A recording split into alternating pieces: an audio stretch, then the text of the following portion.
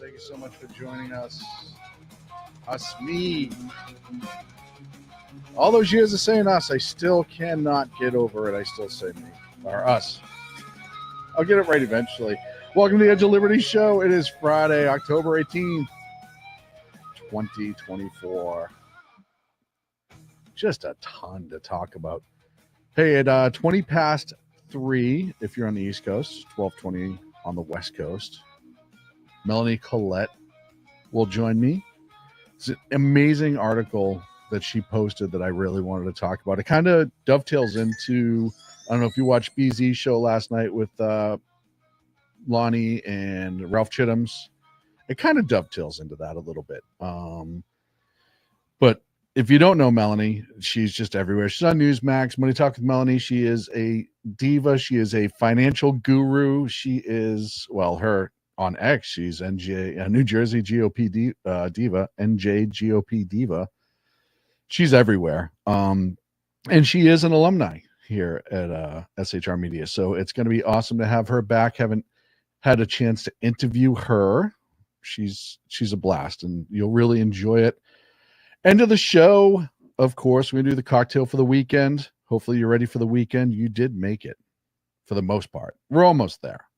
If this was a marathon, I'm like the last watering booth before you get to the finish line. Like, I'm just giving you that little bit just to kind of push you through, get it through. You're almost there. Keep going. Yeah, that's what this show is supposed to be. I want to start off, the Harris administration, or the campaign, I should say, their thing early on was joy, happiness, joy, vibes. Everything's good vibe. You have Timmy Waltz out there just prancing and dancing around. It was all about the good vibes. And that's kind of taken a turn. We talked the other night, BZ and Jersey Joe and I did a special. We recapped the whole interview with Brett Baer. If you hadn't watched it, you got to go back and watch it. But everyone's watched it by now. I'm not gonna relive it. This was yesterday, though, and Kamala was doing a speech. I think this was in Pennsylvania, and I want to show you how much that joy is really carrying over right now. Just watch how joyful she is here. Should never again stand behind the seal of the President of the United States. Never again. Never again. Never again. I mean, that's joy. That is just joy. That's all the joy. I said social media, I think I wrote about it, but I definitely said it on here. She is getting closer and closer to snapping. The facade is coming off. I think the exhaustion of the campaign is really starting to get to her. I really do. By the way, if you're anywhere where you're watching me, you can type into the chat. I'll see it. I'll answer it if I can. YouTube, Facebook, Twitch, I get it all right here. X, I get it on the X page. So say hi. Tell me what you're up to this weekend. Tell me what cocktails you're looking forward to have, what food you.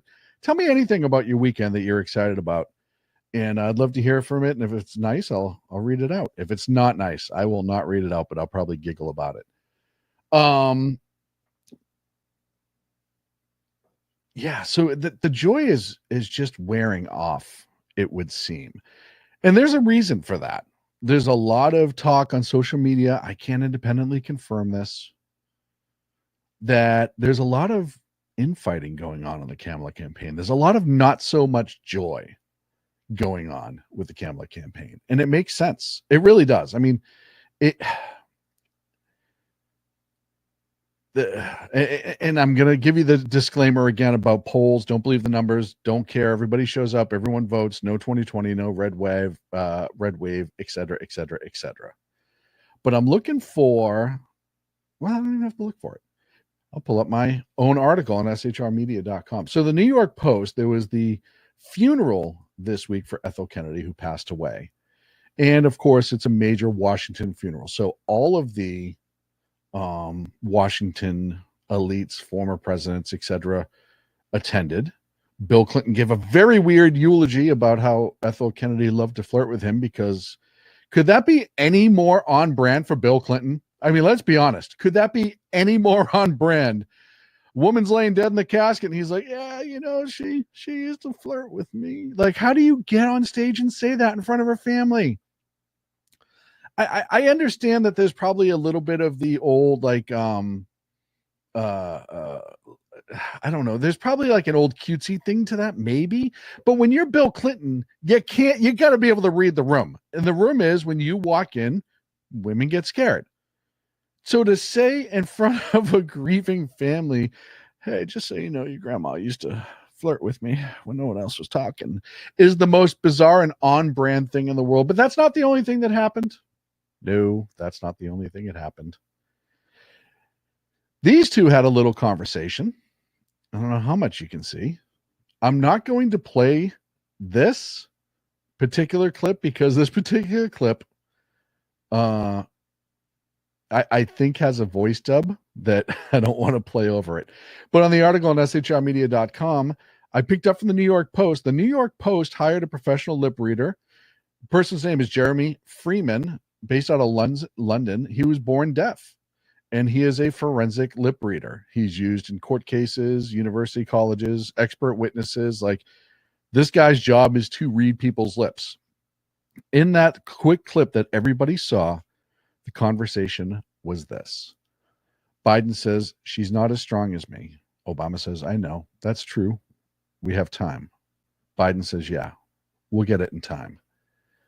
Now, we all know who they're talking about. They didn't say the name. They highlighted that in the New York Times report. They did not say the name of the person they were talking about, but we all know. I mean, it was Kamala. Like, there's no way it wasn't Kamala. It was Kamala. She is who they were talking about. And the reason is, it's kind of going off the rails a little bit. I don't know how else to say that, but it is. It's kind of going off the rails a little bit for Kamala, and it's not good. It is not good. I don't know. I mean, you had Elon in Pennsylvania. They're making a big push now in Pennsylvania, but I'll tell you, man, I do not want to be in the back room with Kamala right now. I mean, we start hearing what they're attacking, and that tells you what they're having problems with. They're already starting to bring up Trump's a racist again, misogyny again. Like, there's all this stuff, because remember, up until recently, her campaign events were happy. You have Tim Walz tweeting out that Trump and Vance don't know the middle class, and that what they do know is BS, or what their plan is BS, or something like that. They're getting more aggressive. They're getting disastrously more aggressive, and they're needing help. Why do they need help? Well, or how can you tell, I guess is a better way to say that they need help. Here's a good one. Sophia Patel, the head of operations for the Labour Party in Britain, says, I have nearly 100 Labour staff, current and former, going to the U.S. over the next few weeks, heading to North Carolina, Nevada, Pennsylvania, and Virginia. I have 10 spots available for anyone who wants to go to the battleground state of North Carolina. We will sort your housing. Email me at blah, blah, blah, blah, blah, blah, blah, blah, blah. They're going to the UK for help. They're absolutely going to the UK for help. A lot of people are crying election interference. It's not part of the British government per se. It's a party over there, so they're not really government. But this shows you, I've never seen this. I correct me if I'm wrong. Anyone in the chat room over at KLRN, my chats, tell me if I'm wrong. Have we seen in current modern history a liberal party from another country coming in to help stump and go door to door knocking? It's like importing mercenaries, isn't it? Wouldn't that be equivalent to the Hessians in the Revolutionary War? They're mercs, right? And as I said, yeah, we're Americans. We can deal with redcoats. We've done it once. We can do it again. They wouldn't be that hard to push out. But man, isn't it weird? I don't remember that happening in history. Meanwhile, as they're all just absolutely losing their mind, and I got 8 minutes to go before the break, and I take the break, and Melanie's joining me. Why are they losing their mind? Well, I'm going to play you a clip here from, this was posted by Town Hall, but I'm going to play you a clip from the Morning Joe on MSNBC, and they're absolutely pissed about Elon Musk still, and the fact that he's supporting Trump and the fact that he's anti-Kamala. I want you to listen to this, and we'll talk about it afterwards. It's surprising to see both of them doing it. The truth is, both of them want roles potentially in, the next administrations. You hear obviously Elon Musk wanting a role to create this efficiency committee, and it's potentially in the offing that Mark Cuban wants to be the head of the SEC. I will say that I always thought that I liked to believe that the business leaders in America, given, frankly, the market pressures to be down the middle to some degree, would be a governor on some form of the truth. And so it's disturbing to me when you have folks that have not just the big megaphones, but credibility, at least credibility in certain parts and certain areas. I mean, clearly Elon Musk has done remarkable things as an innovator, and yet he is now talking about election interference and trying to undermine and suggest potentially that this election is going to be subverted. And that, to me, is. Well, I'll stop him right there. And we're not going to go on and on because Mika talks and nobody wants to hear that. But you know what kills me? And they never, ever, ever, ever mention this name, George Soros. They will talk about all of these rich people who are public. Now, remember, George Soros doesn't do a lot of stuff public because he doesn't want to, because he's a slime ball, and everyone knows that. He just bought up the other 200 stations down in the Southeast. They never talk about Soros on the left. They will absolutely talk about Soros on the right, but on the left, they act like he doesn't exist. That guy dumps billions of dollars into countries, into our country, into campaign PACs. Look, he's the reason why we have horrible DAs in a lot of the big cities. And how, so it just goes to show you what they're going after now. Look, they did this to the Koch brothers. And yeah, he mentioned Mark Cuban, which, by the way, I wish somebody in the Democratic Party would pat Mark Cuban on the head and say he's a good boy so he'll go away. Because that guy is, I've never seen, he's like a puppy dog looking for attention. He's everywhere right now. He wants to be Elon Musk so bad. That's what it comes down to. He wants to be Elon Musk so freaking bad. He's trying to look cool. He is not a cool human being. Mark Cuban is not a cool human being. Elon Musk is cool in a quirky way. He's Elon Musk. He's cool in his own way. Mark Cuban is not cool in any way, and he's trying to be. He's trying. And the other thing that they're pulling right now, and I'm going to go back to Morning Joe with this because it's absolutely incredible to me. They're trying to tell you that the Republican Party is not the Republican Party. For Republicans who are feeling so uncomfortable about Kamala Harris, and yet they're looking at Donald Trump and they're not even seeing the guy they might have voted for, back in the day, 2016. What's the permission structure? I would think that they would not want to feel like this is a bait and switch, that there is a way for the Republican Party to come back without Donald Trump. This isn't a Republican Party right now. No. And they know it. No, what's gone is the neocons. What's gone is all the warmongering. What's gone is the uniparty, and they absolutely hate that that's happening. They had control when it was traditional, so to speak, Republicans that were neocons, that played the game, that did all that stuff. They had control because it was a uniparty. They, as a group, could decide where the country was going, and even if it was from people on the other side, they had enough believers, if you will, to be able to absolutely manipulate it. And now they can't. Why? One of the things that Trump brought to us is he's not for sale. He's got his money. They can't get anything on him. This is why it's lawfare and everything else. We all know the games that they've played with Trump. They absolutely despise the fact that the Republican Party is becoming more traditional. It drives them nuts. And if you go through social media, they're hitting up everything right now. Trump's exhausted. That's why he canceled an interview. Trump's this, Trump's that. Blah, blah, blah. They're starting to, for the party who did not see the decline in Joe Biden for 3.5 years, or claim not to, they're all suddenly friggin' experts in senility and dementia, and they swear Trump has it. Biden was falling upstairs a month into his presidency. He was forgetting where he was. He was calling on dead people to stand up that weren't in the crowd. From the beginning, we saw this during the campaign. It's why they hit him. We know why they hit him. They used COVID as a cover.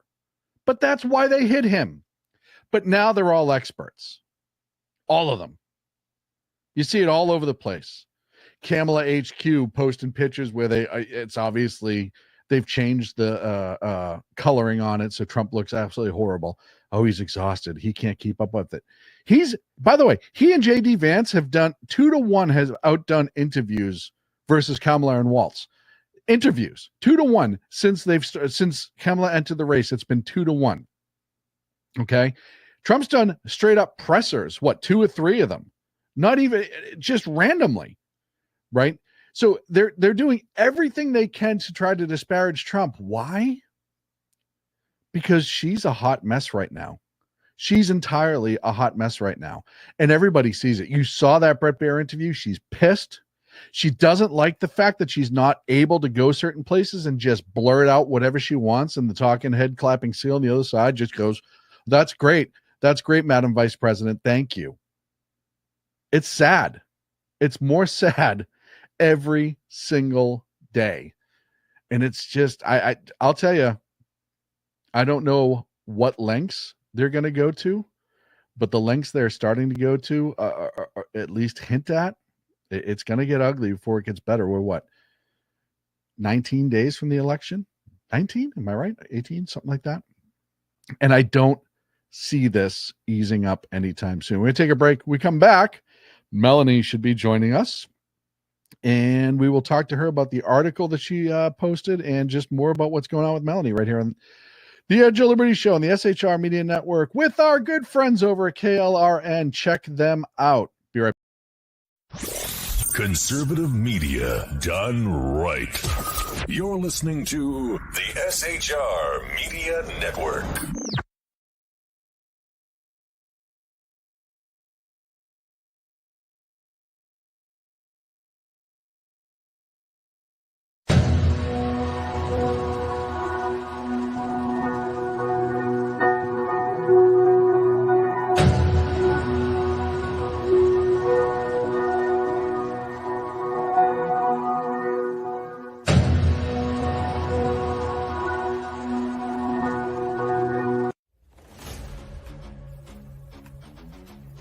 Welcome to River of Common Sense, where we cut through the noise of news and politics with a sharp wit and clear discussion. Tune in every Monday and Friday at 9 p.m. Eastern Standard Time for a refreshing dose of reality as we fearlessly tackle the tough topics with no nonsense, just pure common sense. Visit shrmedia.com to discover where you can catch River of Common Sense in action. He's here to amplify your inner logic. He may not always be polite, he may not always be refined, but one thing's for sure, he always tells it like it is.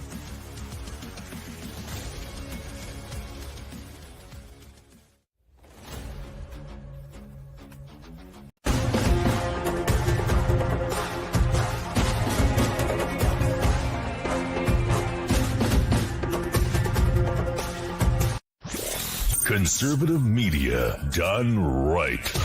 You're listening to the SHR Media Network.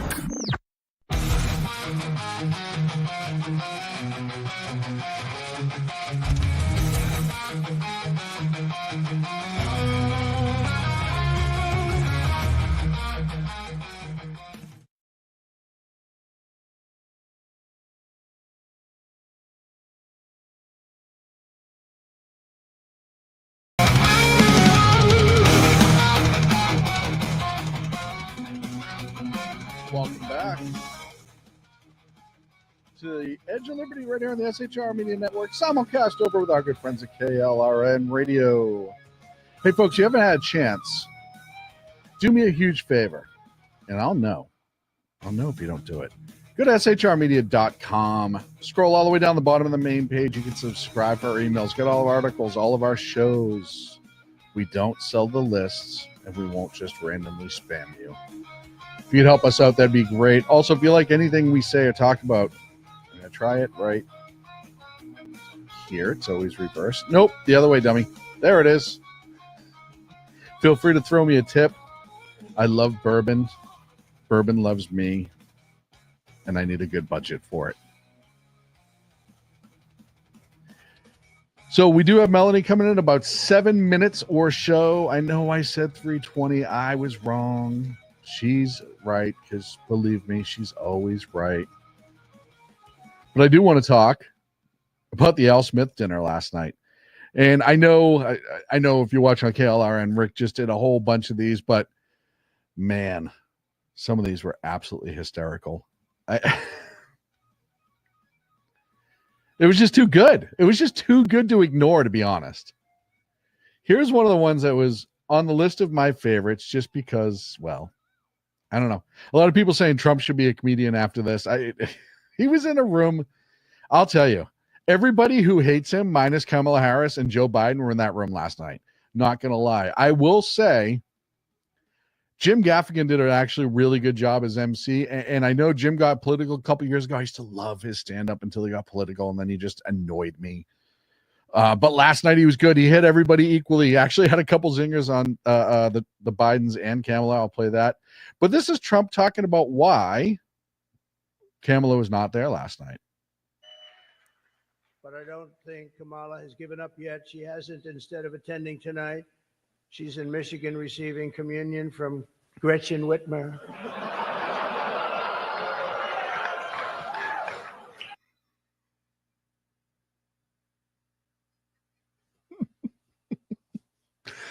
For anyone who doesn't get that reference, if you just Google Gretchen Whitmer Dorito video, it'll come up. It was just, whew, man. The other person who was having a rough night last night was Chuck Schumer. He was sitting right to President Trump's left. Oh boy. He was just, his face all night was miserable and grumpy. And then let's see, you have Gaffigan. Gaffigan went after Kamala a couple times, but this is actually a really good one. You know, this event has been referred to as the Catholic Met Gala. 22% of Americans identify as Catholic. Catholics will be a key demographic in every battleground state. I'm sorry, why is Vice President Harris not here?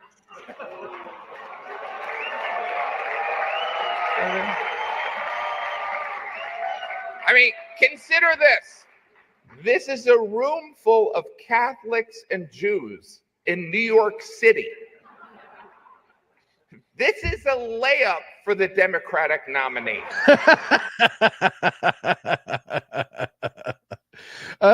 He was good. I don't care what anyone says. Gaffigan was good last night. I appreciated the hell out of him last night. Let's see. He had actually, there's another good one that he had on her as well that I'm gonna on Kamala that I'm gonna play. Democrats have been telling us Trump's re-election is a threat to democracy. In fact, they were so concerned of this threat, they staged a coup, ousted their democratically elected incumbent, and installed Kamala Harris. In other words, all her dreams have come true. Really? It really makes you consider the power of prayer, right, Cardinal? Man. And that wasn't the only one. Trump had a couple good singers. I'm not going to replay them all, but it's funny how just a couple of months ago, when everyone was convinced she was 100% a shoo-in to win, the media, I should say, was convinced that they wouldn't have touched her. SNL's now still doing some skits on her, on Tim Waltz, which Gaffigan plays Waltz on SNL. You can just see the armor starting to break for Kamala in her campaign. And here's another thing, and I'm going to play this really quick, and then I'm going to bring, oh, yes, I do have the amazing one. Nope, I'm bringing her in now. Forget it. I'm not even playing the other one. I can't wait. I just could never, ever let the diva wait. Melanie Colette, thank you so much for joining us. It's such a pleasure to see you. How are you, ma'am? I'm good. Thank you for having me. Thank you for having me. Thank you for being here.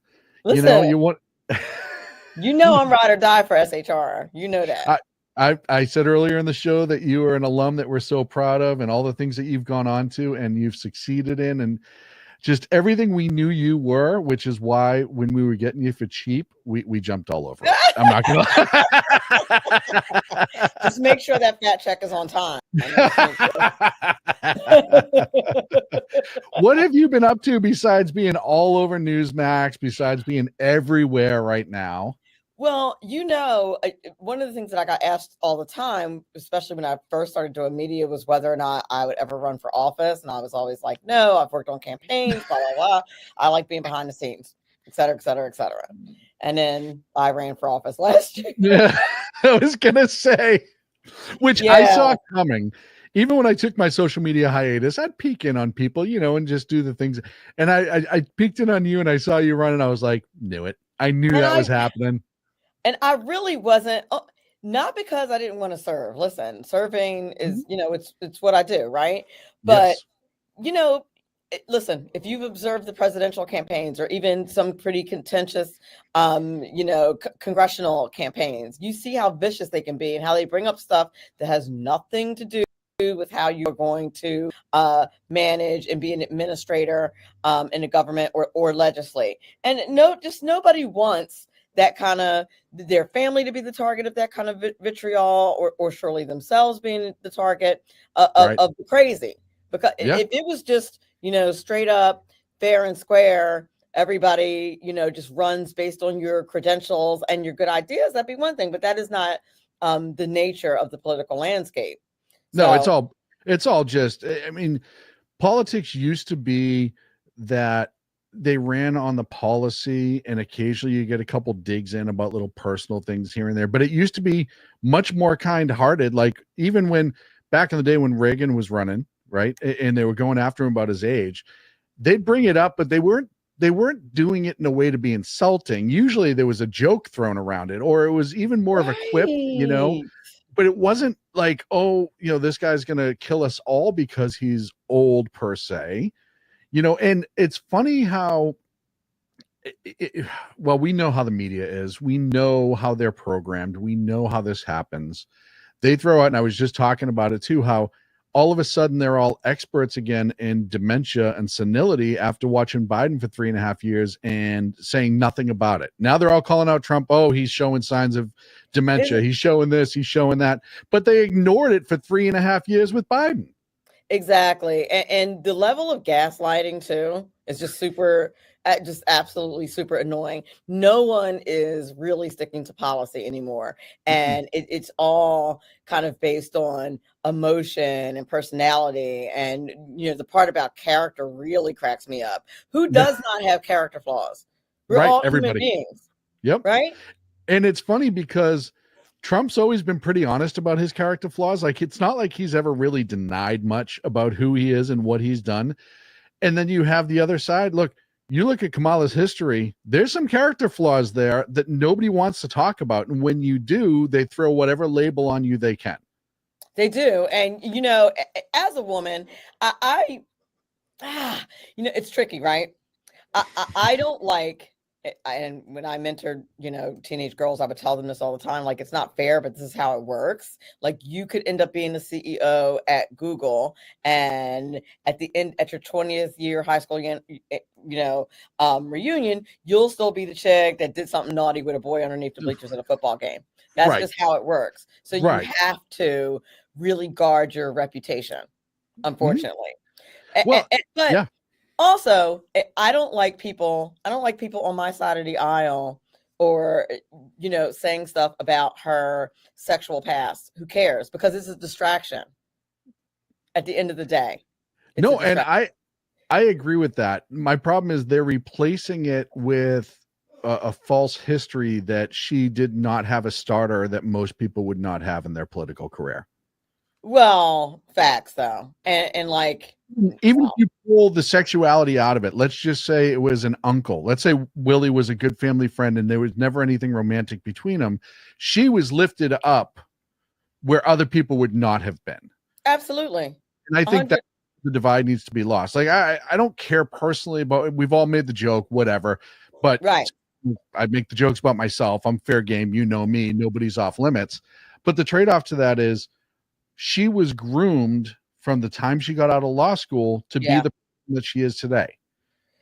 And the thing is, I agree with you. And the thing that's really disappointing about her is that she didn't step up. Like, sometimes you do get those opportunities, right? To get in there. And maybe you really don't belong. Say, fake it till you make it, right? Once you get in there, you're supposed to take off them earrings, girlfriend, put your hair in a messy bun and get in them books. You know what I'm saying? And so fight. that once you get there, you are excellent. It is very true. I don't discount that when you are the first anything, right? First black, first woman, first black woman, whatever, that, it is harder. It can be harder to maintain. You're held to a different standard. Here's my problem. Since we know that, do the work, sis. And that is my biggest issue with her that I find most annoying as a black woman. You've had all of these opportunities and you are where you are, and it is clear you refuse to do the work. I'm not a Democrat, but I know enough about their policies that I could have done better in the interviews that Kamala has had than she has. Oh yeah. Well, I could have done better going into a blind and cold interview. I could have done better. I think that's everybody's problem with Kamala. Which is why she wasn't doing the interviews for the longest time. She's not good in her feet. There's a reason why people question her intelligence, right? It's not because she's a black woman in politics. It's because she's done a lot of things to make you question her intelligence. Well, exactly. And I'm like, where are her people? And in addition to being an elected official myself, I work for elected officials. You have staff, and everybody talks about her staff all the time that are supposed to prepare you. But I hear tell that she doesn't read the preparation. And that's problematic. If I prepared something for one of the elected officials that I worked for, and then they use none of it, I'd be hot too. And I probably wouldn't put my all into doing that preparation if I knew that the elected official that was going to use it was going to blow it off. Then I probably would just put whatever in there too. Well, and I have a little bit of a theory, and I'm going to bounce this off you, and you tell me if I'm right or wrong. And if I'm wrong, tell me.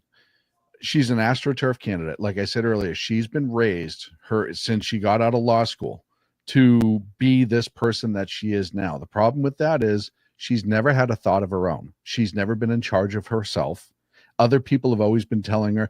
After she worked, when she worked for the state government, she was put on all these boards where she was just nominated. She was a bureaucrat hire. She wasn't nominated. She didn't have to run for it. All these state offices. Then she was AG, all of that. She's never, ever been herself. But I think the problem is now she thinks she is that person that everyone said she was. She's got real imposter syndrome. She's a legitimate imposter. I said, I think that Brett Baer interview was her saying, no, I can handle this. And everybody else going, no, we shouldn't do this. This isn't going to go well for you. She's like, no, I can handle him, because she expects him to be the same as every other media personality on the left, where it's, I'm just going to sit there and let you throw out whatever your pre-memorized statements are and not interrupt you, which is why she started to get angrier as that interview. And then to find out her whole staff's like, hey, wrap this up, when she was still talking. It shows you how I think that she is so convinced that she knows everything. And like you said, it's imposter syndrome. It's absolutely crazy. It seem like a crazy theory? It's not. And I was saying to somebody earlier today, I said, do her people not show her interviews? You and I both been doing media for some time. And I was saying how, like, I really don't like to watch myself on TV. I don't like to watch my clips. I don't like to listen to my podcast, but it's a necessary evil if you want to continue to improve. Yes. You know what I mean? And I'm like, the first time I got clowned on TV about saying, when people are showing a montage of me saying the same phrase over and over and over again, I'm changing that ish like right away.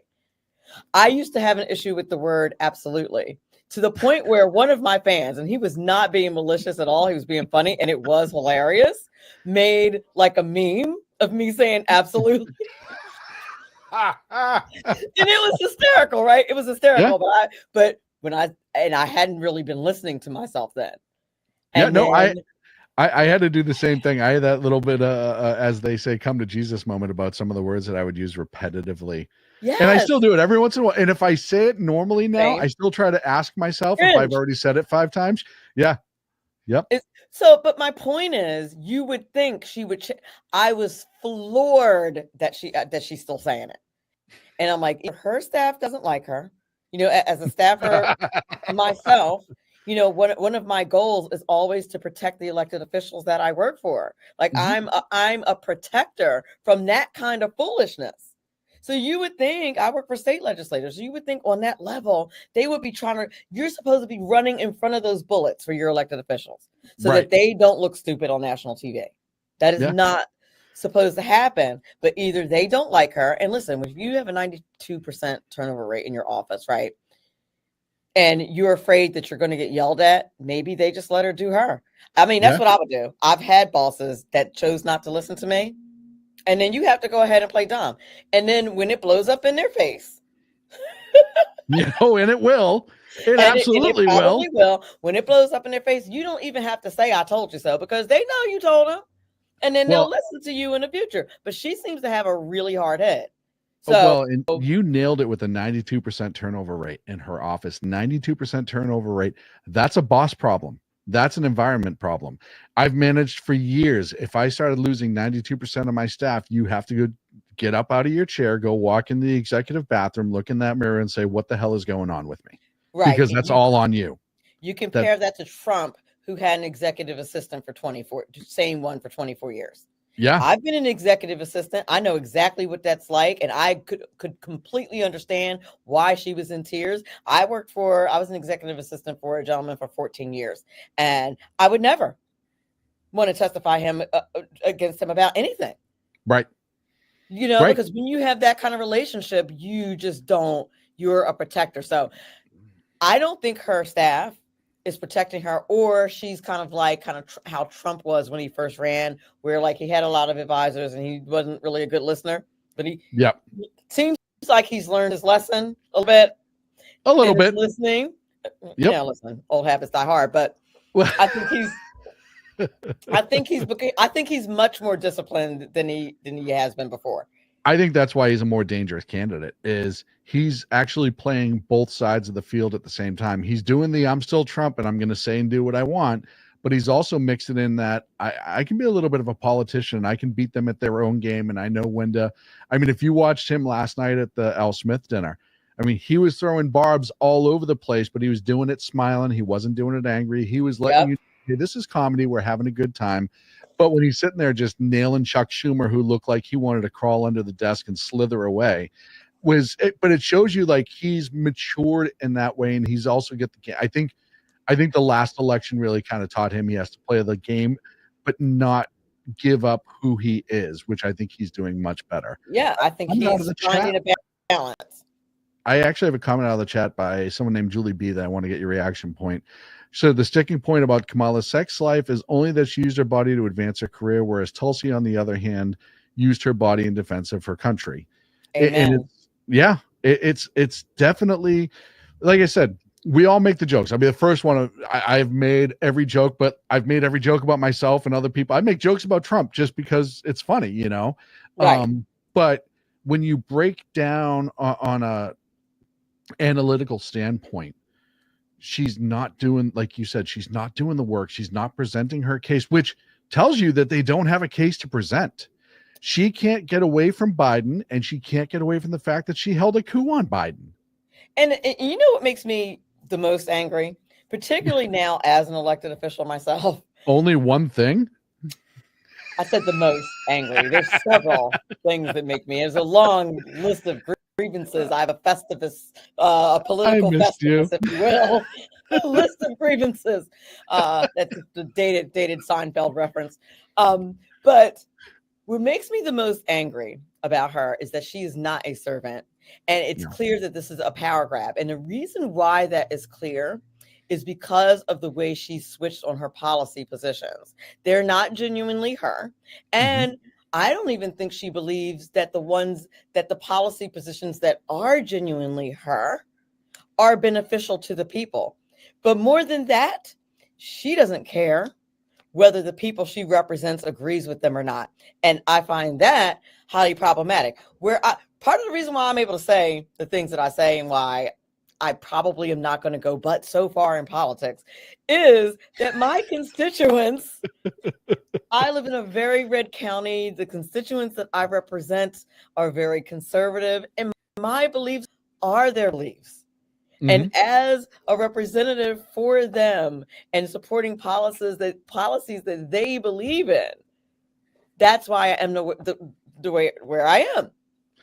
Which is why you're supposed to serve. Yeah, it's why you're supposed to serve, right? It's why you're supposed to do it, is because you legitimately care about the people that you work for. And that's what it is.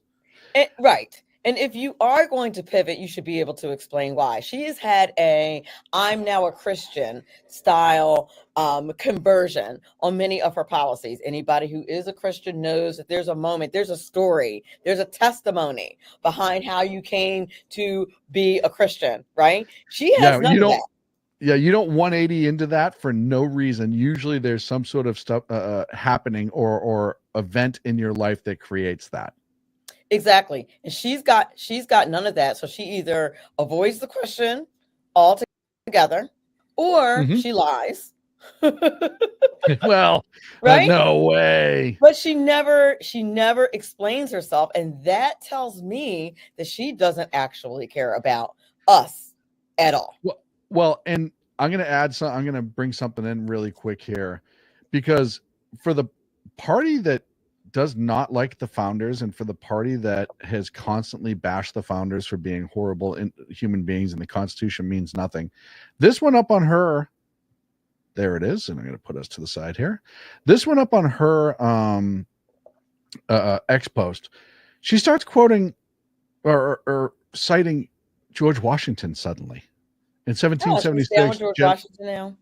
Yeah, our founders often disagreed, but as they wrote our Constitution, they laid out the foundations for our democracy. It's not a democracy, but I know. Including laws, checks and balance, free and fair elections, and a peaceful transfer of power, which there was. I don't know why they keep bringing that up. The principles and traditions have sustained, but the simple fact that they suddenly figured out who George Washington and the founders are, and now they actually like them again when she's in trouble with men, middle America, and conservative leaning independents. Now all of a sudden the Constitution's okay again. Well, if it wasn't for you men just not liking women who are in control, it wouldn't be a problem. Yeah. But meanwhile, like even her own people, like I saw a meme today on social media that was like, snapback alert, like Kamala snaps back.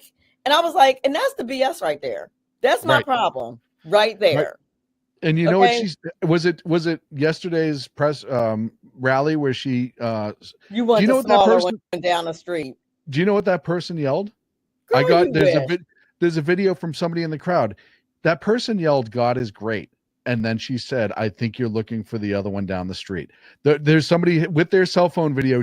I actually reposted it last night. That's 100% what that one person yelled. That was it. That was all they yelled. She had it on video as we watched. So she didn't even hear. She was waiting. That she has one loaded. That was a loaded comment that as soon as there was a slight heckler, she threw it out. And the thing is, a lot of her supporters get off on that. And I'll go back to the me being a black woman thing. I hate that. because because it's not anything of substance. Everybody knows I'm sassy. Yeah. Yeah. Okay. They know they'll get the smoke if you cross me the wrong way. But nowhere in the campaign material did it say, get up on the sass, elect Melanie Colette because she's going to have some sassy comebacks at the meetings. No. Right. Like, what are we doing? What's happening? I don't, you listen, my sassy comebacks are just icing on the cake, baby. Somebody asked it, somebody in chats, and there's no name for it, just says user, but it says, wait, Melanie's black? I mean, you can see that. And guess what? When I got elected, I'm the first black commissioner in my county's 340-year history. Okay? Not anywhere. Congratulations. Thank you. Not anywhere did any of my campaign material say that you were black. Elect the first black commissioner. And so 300. In fact, TBH, I didn't even know. I knew I was the first black commissioner. I didn't know that it was in the county's 340-year history until a friend of mine posted about it the next day. That's crazy. Yeah. That's so amazing. That is so amazing. The amazing. closest we came in my campaign was to say that my election would be historic. And we literally put a period after that. Never mentioned, you can see me. Right. Everyone knows why. Everyone knows why. And you know what drives them nuts is you're a conservative as well, which kind of dovetails into the article you posted. And last night, BZ had Lonnie Poindexter and Ralph Simmons. I meant to catch that, but I was out. I had an event last night. I forget that when we're talking, I have to say full names. I know you know who we're talking about, but some people listen. And if you didn't get a chance, they talked about this to a point last night too. But you posted an article from the National Center for Public Policy Research, which you were an ambassador for. Yep, for Project 21, which is like an arm of the National Center for Public Policy. Yeah. Yep, which is just incredible. But essentially, it's called "Are We Witnessing the Death of Identity Politics?" Project 2021 commentary. And it starts off talking about the former President Barack Obama essentially shaming black males at an event because they don't want to vote for a woman, which to me was the most amazing thing to just say. And it really just, he essentially said to them, hey, I know you're all misogynists and that you're not smart enough to make your own decisions. So I'm going to tell you why you're not voting for her, which was the most insulting thing that I've ever seen somebody who's supposed to have stature say to normal. He's supposed to be a leader.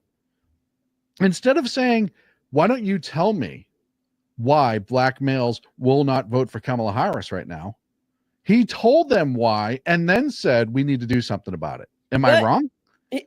You're not wrong. But in addition to that, he said, And I posted this on my page like the next day. He's something to the effect of, she went to the same schools as you. She's had the same life as you.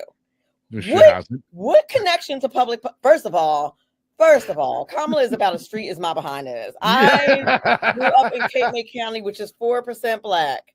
We are about as hood. I'm about as hood as she is. Okay, so can we stop that? But Yes. Also, why didn't he point out all the great things that Kamala's policies that she stands for was going to do for them? You know why he didn't? Because he can't. Right. Because they don't exist. Okay? Listen, black men don't mind voting for their auntie. Matter of fact, I would argue they want to vote for their auntie, but they don't want to vote for the bougie auntie that just walks around in her drip and being cute and being sassy and doesn't get anything done. They don't want to vote for that auntie. Necklace. Okay. Yeah, $60,000 necklace, Gucci clothes. I'll tell you, if she wore jeans and sneakers a lot more than she has, and actually just toned down the look how wonderful I am in her approach, she would have reached a lot more people. But it goes back to what you said about her not looking at herself and not realizing how out of touch she seems. And it's not just with the black community, it's a lot of communities where she just seems so out of touch, where you have the other option for president, Donald Trump, who everybody knows is super rich. Everyone knows, like, he has a private jet. Nobody is questioning about who he is, but he'll still walk into the crowd and hug people.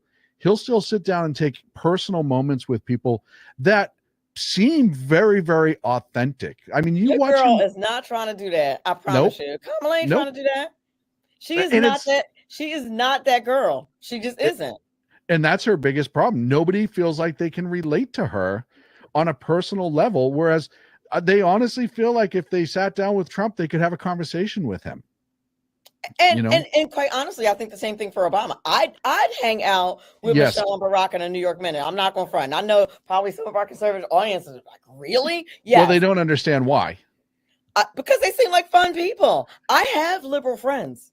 Yeah. But we respect each other. It's very simple. They are not triggered and emotional over their political positions. I have liberal friends.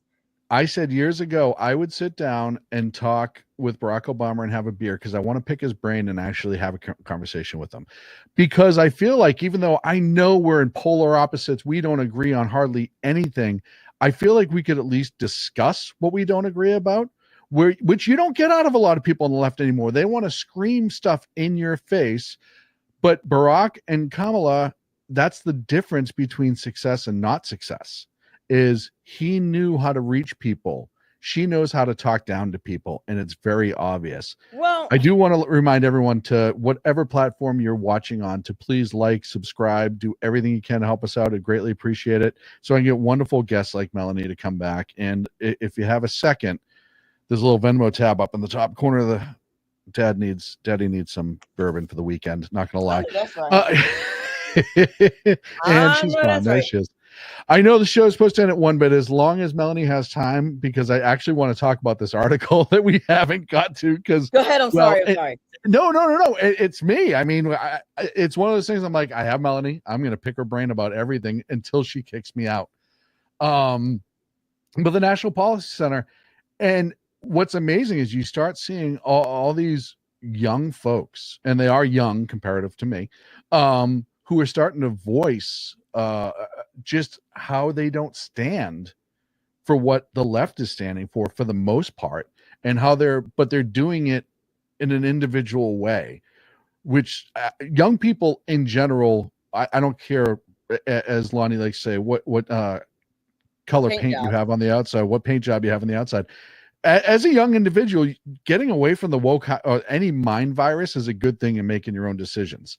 But I think this particularly is important because all of these folks, for the most part, went to university, went to college, where we know the mind hive is absolutely thrown in. And I'm going to put this, I should be able to put, there it is. This, Melanie, coming back to all this new technology and how much it's changed after a few years, it's jacking me up a little bit. I'm still making mistakes. I hear you.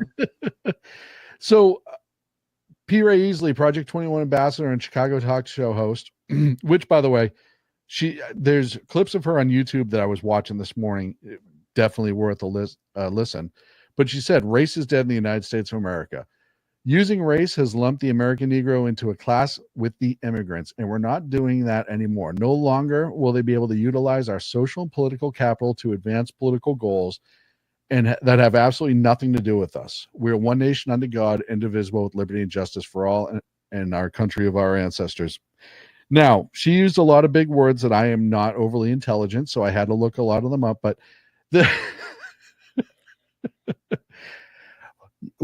I don't care what her paint job is. To hear a young person say those words is amazing. To hear a young radio host in a liberal city like Chicago say those words.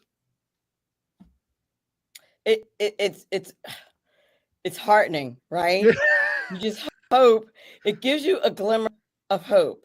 And I think, we stand on a young person like her stands on the shoulders of outlets like SHR Media, who gave a voice to Black folks who had a different viewpoint, to organizations like Project 21, who gave a voice to conservative Black folks, voices that before the recent years were silenced. And this was before the Trump era. And I will say this. And then when Trump came along, say what you want about President Trump, but I would argue that conservatives, and I say this all the time, conservatives vote Republican because they're conservatives, not the other way around. Right. Okay? I agree. Right. So because that political platform most aligns with our conservative values, right? Yeah. So, right. So then while we were doing that, while we were letting our values inform our vote and inform political party we were affiliated with, I think we still, and I'm not going to speak for everybody, but I know myself still was like, why doesn't the Republican Party reach out to Black folks more, right? Reach out to communities. And listen, some of it is a matter of resources, and I get it. You don't want to throw your money away when 95% of Black folks vote the same way. But President Trump did it when the Republican Party had not been doing it for years and kind of refused. And I would explain this to my Republican friends. I'm like, you're creating their narrative. You're giving them low-hanging fruit when you don't reach out to Black communities. They get the opportunity to call our party racist because we don't reach out to Black communities. And so the only way to break that is to do the actual outreach. And to President Trump's credit, he did it. Mm-hmm. And he continued doing it because, he funded the HBCUs more than any other president ever had. And he had the First Step Act, which was huge in the Black community. And it wasn't, you go back into his history, it kills me that they try to throw the racist card on him. Because if you go back through his history, it's not like this is anything new for him and he's suddenly doing it for votes. The video of Judge Joe Brown talking about how he was investing in Black communities in New York years and years and years ago. And then when awards for it from the NAACP, like what are they talking about? Well, and the most amazing part is when those folks were coming back in to pay back the loans, he would say, "You being successful, you making money. Yep, good. I don't want your check. Have a nice day." And that happened. And so it's not like this is a new thing to get votes. He's just that guy. And I think that guy has really bled off well into conservatives in general. And it's not that we were ever not welcoming. It's just how do we communicate to Black people, Hispanic people, all that stuff, like, hey, it's okay to be conservative and hang out with us. Well, I think part of the issue that the Republican Party was having is that, like, if you're not around Black people, then of course you think maybe there's a special language that you need to use to talk to Black people, but there isn't. So it's again, like, it's another, like, kind of perpetuating story. And I'm sorry, if you only have one Black friend, that's not really enough. And I'm not saying that you should, like, go drown yourself in Black folks. No. I'm just saying recognize that. Right. But also understand that actually we're regular people and that you have to, that there are messages that we used to have that were unintentionally racist messages. Yeah. Oh, yeah. And it wasn't that Republicans were racists. It's just that they didn't know. Right. You know what I mean? And you look at how how the media, even before social media, that there was always that little bit of a wedge there.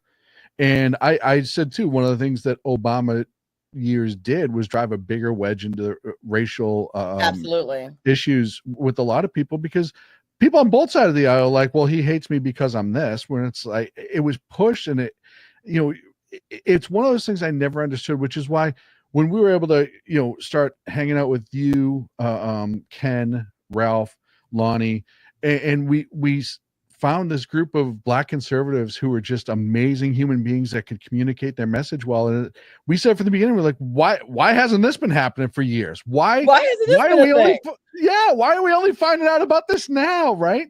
And it's one of those things that they on the left feared the most. Oh, absolutely. And I will say this too. And the left has been doing this on purpose, right? Telling Black folks and Black communities that white people are so dangerous and they hate you. Because I would say to my, my Black friends, like, how many white folks do you know? How many white hang out with? Do you talk to any white people? Like, how do you know that they're all racist? How many do you know? How many white friends do you have? Because it works both ways. We have to talk to each other. Okay? Yeah, no, it's talk to each other. It's a two-way street. And it's amazing to me what has been, and I say the same with the Latino community too, is if you go back to a lot of how they feel about family, religion, roots, stuff like that, all those groups have a commonality right there. Before you even get into politics, there's that commonality. And it's never been melted the way it has now, where you're starting to see people go, oh yeah, look at that, we do all agree on this stuff. Okay, well, let's sit down and talk, right? Which it's beautiful. I think it's one of the coolest things. I'm glad that to be alive now and starting to see this really start to take effect more and more. And as the article said too, to see young folks from every walk of life starting to actually, you see a lot of youth having trouble with the Democrat Party because of the divisiveness. And you're starting to see all of those works start to, what's the word I'm looking for? Start to show itself. And I think too, more information is getting out there. And it's because of people like you, by the way. Well, listen, having to be courageous. I don't consider it to be particularly courageous because I believe in God and that God takes care of me at the end of the day. So I don't worry about the foolishness. I don't consider it particularly courageous, to tell the truth, honestly. So well, but we live in a day and age where it is, right? I guess, yeah. And to be able to have a sense of humor and be able to like josh about things and throw jabs at each other. I mean, you remember back in the days when Ken was still broadcasting, Ken McClinton, an old friend, he would come on our show, and the amount of jokes that we'd be throwing back and forth, we'd bring him on for a particular subject, and we'd never get to that subject because we'd spend 20 minutes at 11 o'clock at night throwing barbs back and forth and just have. Oh, for sure. And you can't be friends with me if we're not making fun of each other. Exactly. And I think that's something, and I've talked about this growing up. I can remember growing up, I had a circle of friends from every paint job, if you will, from every country. All we did was make fun of each other because it wasn't a real thing to us. It didn't matter.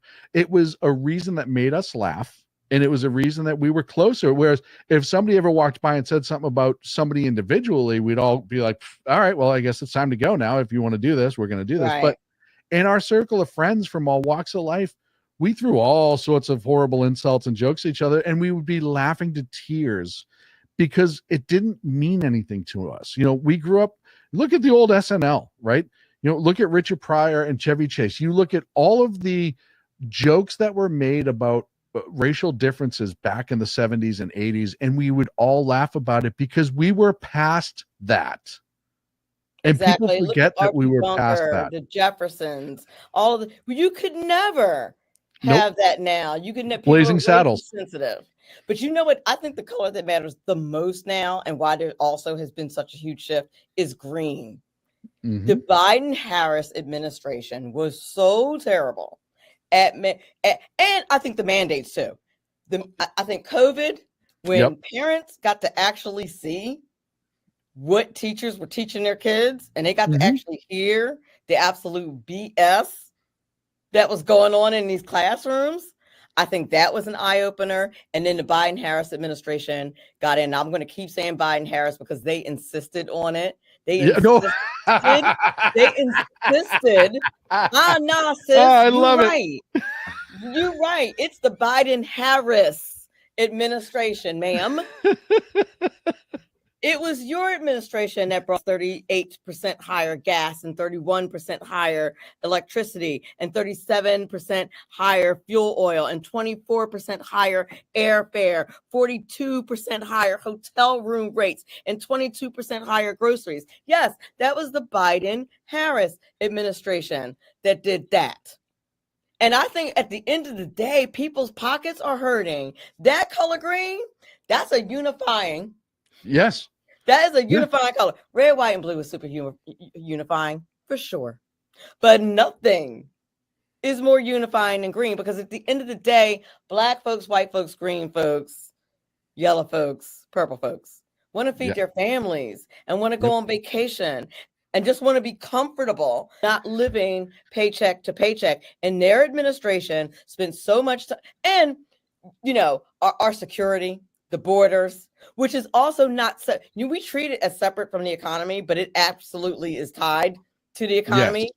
Yes. You know, they really, you know, go together, because illegal immigration is having a direct negative effect on our economy. I could do a whole show about that. So, you know, they did such a terrible job. It's a combination of things. They did such a terrible job, and their terrible job kind of screwed them over because they kept us locked down for so long. We got to see what they were teaching our kids for so long. Yeah, that's a big one.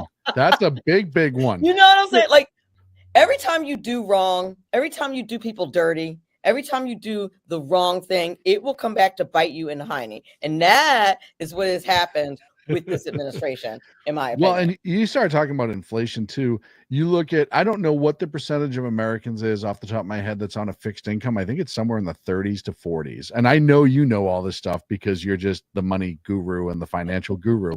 It's somewhere in the low 40s, high 30s, I think, right? Yes. And you know, I don't think a lot of people understand a fixed income and like what that means, like what that really means in earnest. And how, when you contrast that to the rate of inflation, because a lot of times us economic people will talk about the rate of inflation, and then we'll talk about how wage growth hasn't kept up with inflation, which is a fantastic conversation unless you're part of the 30% of people who are on a fixed income. And then they're not even in that conversation at all. Yep. And I know, like, I think Social Security last year got a bump of like 1.5% or something, like 2% maybe. You look at like people who are retired and they're living on their Social Security, they're living on maybe a little 401k, because you got to remember the age of people who are retired right now. 401ks and all the alternative retirement plans weren't really up and at them yet. So they got maybe the last 10 years, 15 years. It wasn't an entire career. So they're living, you know, Tim Walz just said last night that his mother was living on Social Security in North Carolina, can barely pay the bills. And I'm like, Tim, why would you say that? Why would you say that? But it does highlight everyone who's not the son of a governor or the mother of a governor who doesn't have an alternative form of income. The inflation has crushed them. Absolutely. I can tell you, for me, it's hurt. It's hurt bad. Right. I paid $6 for a dozen. Money above average. And listen, it's no joke. I don't know how folks with kids are doing it. I don't have kids. You don't want to know. I don't know how they're doing it. You don't want to know. I paid $6 for a dozen of eggs the other day. $6 for a dozen of eggs. And there was, you know, the big, you go to the supermarket, there's the big old freezer with the eggs in it, or the fridge, right? They have these are the super organic, cage-free chickens were massaged eggs, and they're like $7-8.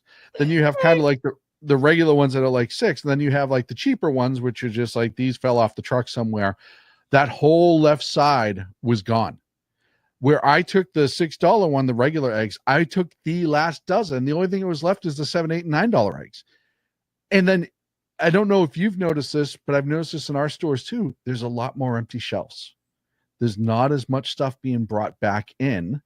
And I asked I asked specifically the grocer, or the guy that was working in the vegetable section. I said, "Hey, how come you guys don't have A, B, C, and D?" He's like, "Nobody's buying it anymore. It was a luxury item, so we're just not carrying it because they can't afford it." And that's happening more and more, and it's an obvious state of decline that we're in right now. That nobody, I mean, I know we talk about it, but nobody really wants to address it. They don't, and the Kamala Harrises of the world will never be affected by that. When you're wearing a $750 belt. Do you have yours on right now, Melanie? I definitely do. I believe mine was like $7 from TJ Maxx. Not mistaken, the belt I'm wearing today. I'm wearing a Kenneth Cole belt off the clearance rack at TJ Maxx. But me and Kamala absolutely cannot relate. I know we're both Black women, but I promise you, we cannot relate at all. Yeah, okay? no, well, and she could wear, like I said, and to bring this back to politics from the finances, she could wear all that if she was personable. Nobody would even notice. When she went to the border and she tried to look like she's wearing like the 511 style pants, but they were like $500 511 style pants. And, you know, she wore like the OD green with the brown jacket, but she still had a $60,000 necklace on. It's like, you're going to the border in the middle of the desert and you're trying to look, she almost tried to pull a Zelensky, how he wears the OD green pants with the black sweater where it looks like he's always ready for battle. She had that outfit on with the $60,000 necklace. And it's like, you can't dress like that and act like that and still talk like that and expect people to be able to relate with you.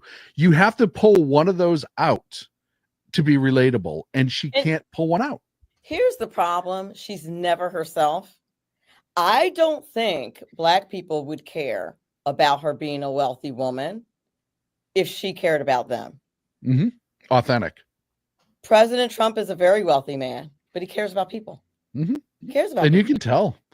And you can tell he cares about people. And that's the difference. She does not care. People wouldn't mind how bougie she is. Oh, yeah. Listen, people who know me will tell you, I'm sure. Listen, one time, me and Ralph Chittum's were at an event together Ralph, many years ago. And I don't remember in DC, and we were joking around. And he says, I bet you need 6 figures and an 850 credit score to date you. And I said, well, baby, it would help. It would help. And a thick skin. I can hook you up, probably find a friend, but you need like 850 credit score. And a thick skin. And a thick, listen, because I'm a lot. But I know. I'm a lot. But you said it, I didn't. I said that to say, though, but if you're a warm and personable person, which I am, and she is not, which is why we can't relate to each other, which is why she pisses me off so badly. Well, and you brought up bougie. I can tell you, I have a couple of friends who are super bougie that are the nicest people in the world, right? You can be bougie and you can own being bougie. You can say, yeah, I'm super bougie and I like it that way. Who's going to argue with that? That doesn't mean that you have to be a cold human being. And stop being fake. Right. All the pictures that they release of her and Doug cooking, or even the story, the story she tells and made up about how she found out that Biden was dropping out of the race, where she was like, I was with my nieces and they wanted pancakes and bacon and blah, blah, blah, blah, blah. If that was authentic and somebody called you and said, hey, just so you know, the boss is stepping down and you have to run to be president, I don't think you're going to be like, oh, I remember every single detail. And I ran upstairs and I told Doug, and Doug was wearing a pair of, non-offensive sweatpants and blah, blah, blah, blah, blah. It's like, nobody believes those stories. Like, ma'am, none of that happened. Stop that, please. Right. Instead of just being like, all you had to say was like, I was unbelievably blown away. And my first thought was I had a lot to do and it was overwhelming. I would even say that, like, I have no problem admitting stuff like that in my life. Like, man, that was a little scary. That was overwhelming. If she had said that, people would have eaten that up because then she would have been real. And you know what else she could have said? She could have also said, no, I really, as much as I talk to President Biden every day, I really hadn't noticed until the night of the debate and how poorly he was doing. I had been concerned about it, but he seemed to be doing okay because he had a great team around him.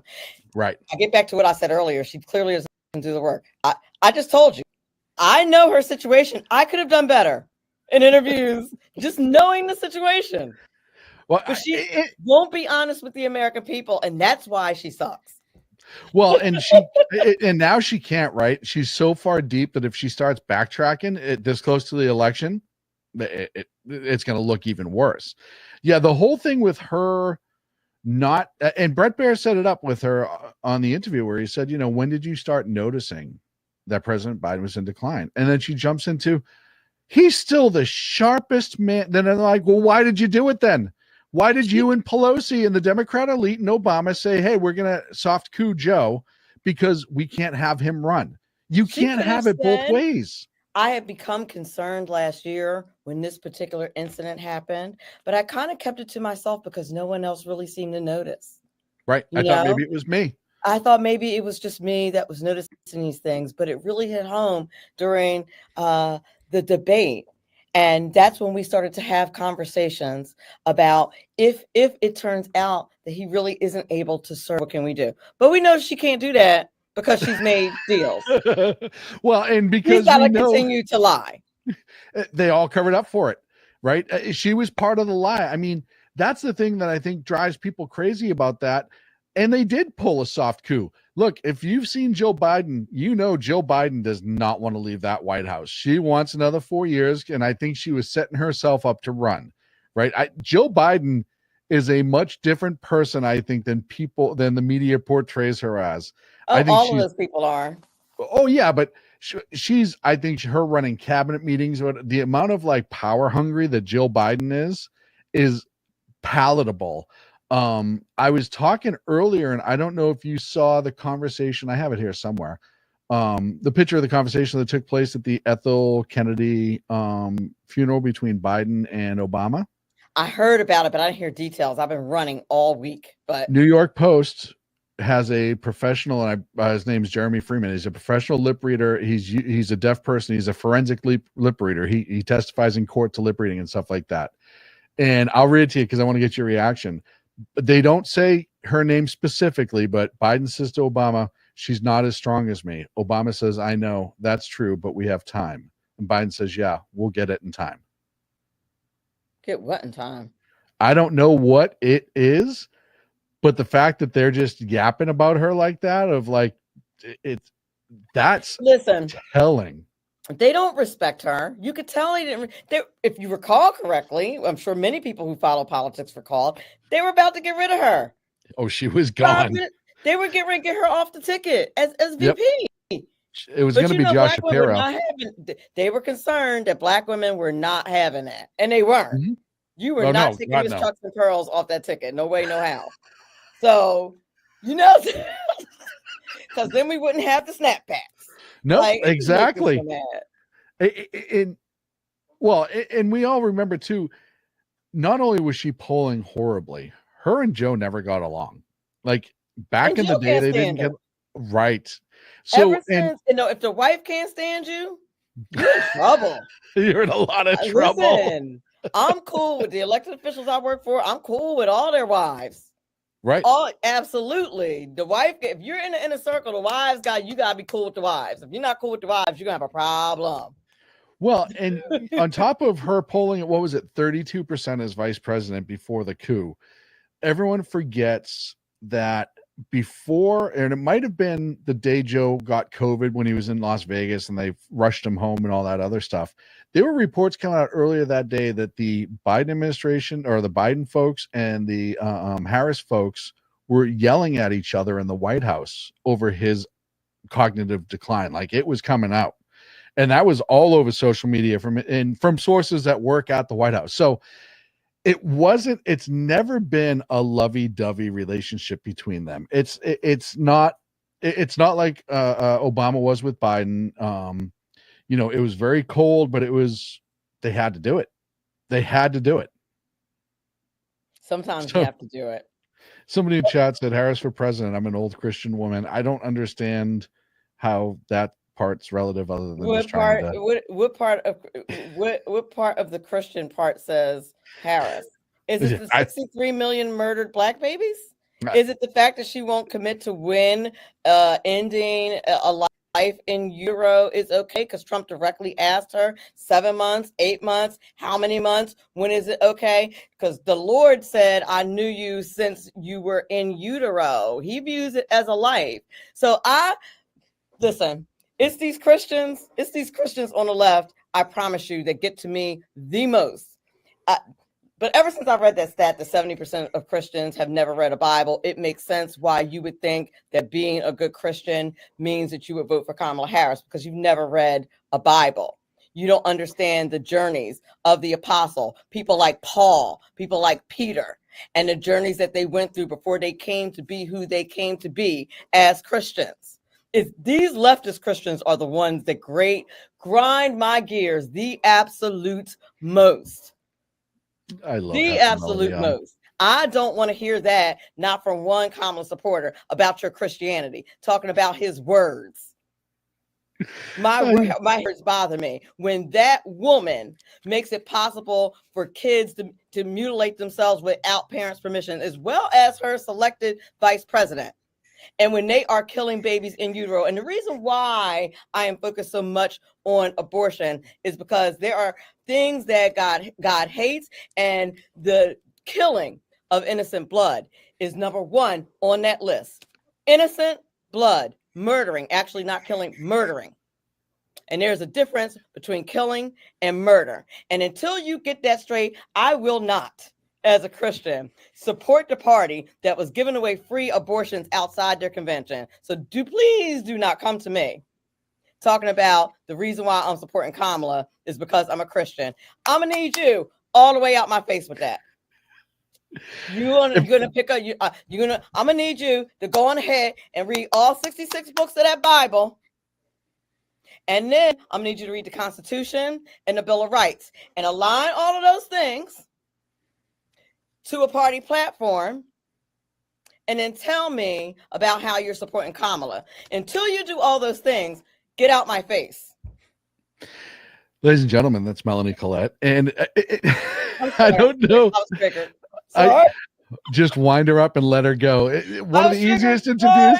But one of the easiest interviews to do with you is just wind you up and let you go. That's why I always loved having you on before. I remember there was a show where you sat in for Clint years and years, and we're talking 10 years ago, where I had like 10 or 12 topics that I would just feed you. And then I literally just sat back in my chair for the rest of the night and just let you go and just let you go. And I loved it. It's the well, I'm a Christian. That's why I'm voting for Kamala. Oh, Trump is an adulterer. Oh, God. Well, it's a good thing there were no adulterers in the Bible that God loved, that were God's favorite. Right. I remember that. King David comes to mind. God's favorite, an adulterer and murderer. Bye. Kamala Harris is an face with adulterer, that. if you want to look at that, because Willie Brown, when they were dating, was married. That was definitely adultery. So we're not going to do that. That's all I'm saying. We're not going to do that to people. We're going to let God handle that situation. And what we're going to do as mature Christians is go on ahead and align our policies with Christian values. That's what we're going to do. And this is why I bring you on. This is why I bring. No, I love it. I'm absolutely stoked about it, because this is. Yeah, I said when I had first asked, I'm like, oh, it's gonna be great. Like, because this was an hour show that I'm already 90 minutes into, right? I know the people I syndicate with have already gone on to other shows, and I'm here for it. I don't care. This is gonna be unbelievable. It's why I love having you on. They're the ones. I'm a Christian. So I'm a Christians for Kamala.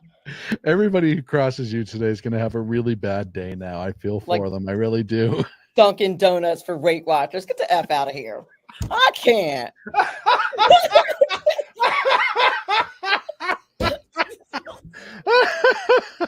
What are we doing? Wegovy for Krispy Kreme. Like, what? Stop. I can't with those people. I cannot. And I'm not here to judge anybody's specific Christianity. But what you're not going to do is gaslight me until you pick up that Bible and read them platforms and then get back to me. Absolutely not. We're not doing that. No. Case for Hamas. I mean, you're not doing that. Nope. Not in my face, you're not. Oh, God. Is she okay? Is she all right? Oh, yeah. I don't even know. It's not even worth it at this point. I'm not sorry either. I literally have tears coming down my face. Oh, what are you doing? I love how it just took a left turn. Like what? What other organizations are we gonna have? Can we stop with that, please? Gays for ISIS. Exactly. What? Stop. And they say it from like this ivory tower kind of, I'm a Christian, that's why I'm for Kamala. Get out my face.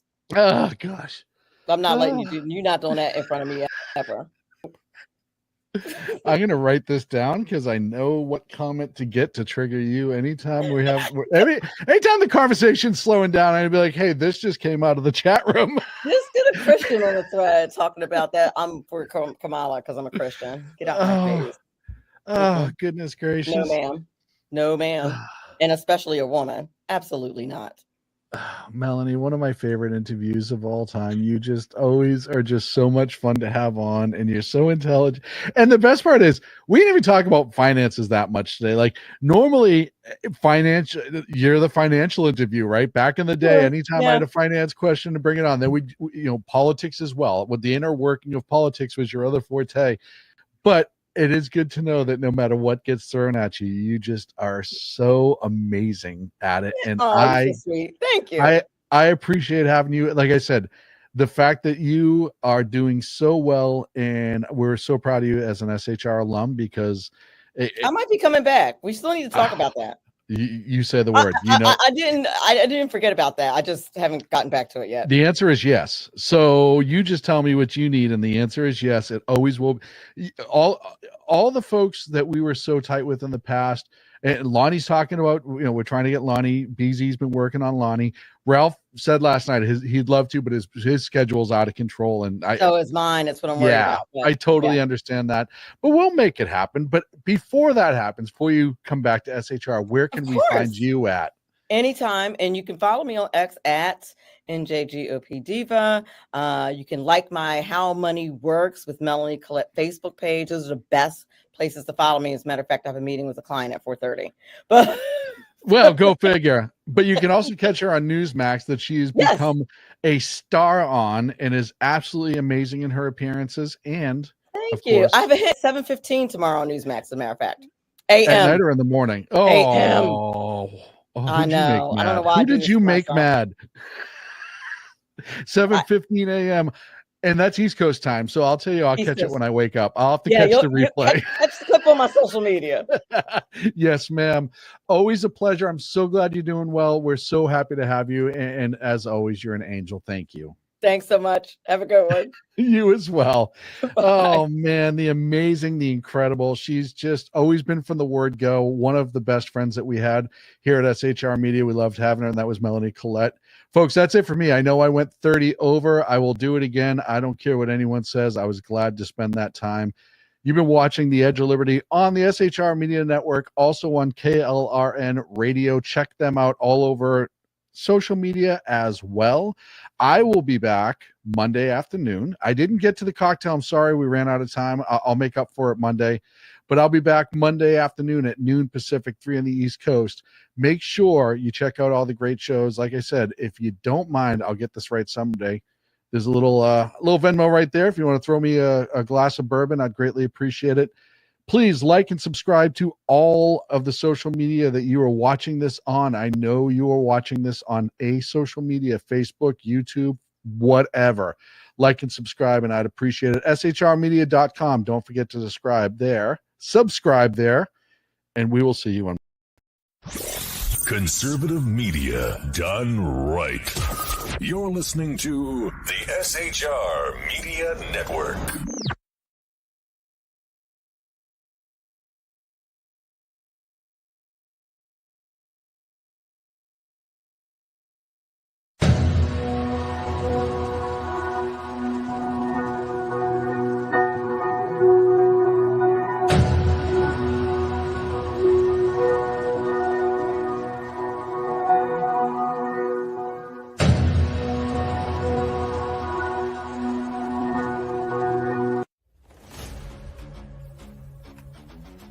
Welcome to Reaver of Common Sense, where we cut through the noise of news and politics with a sharp wit and clear discussion. Tune in every Monday and Friday at 9 p.m. Eastern Standard Time for a refreshing dose of reality as we fearlessly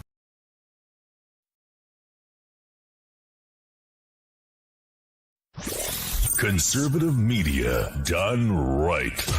You're listening to the SHR Media Network. Hey, it's Sean from the Edge of Liberty.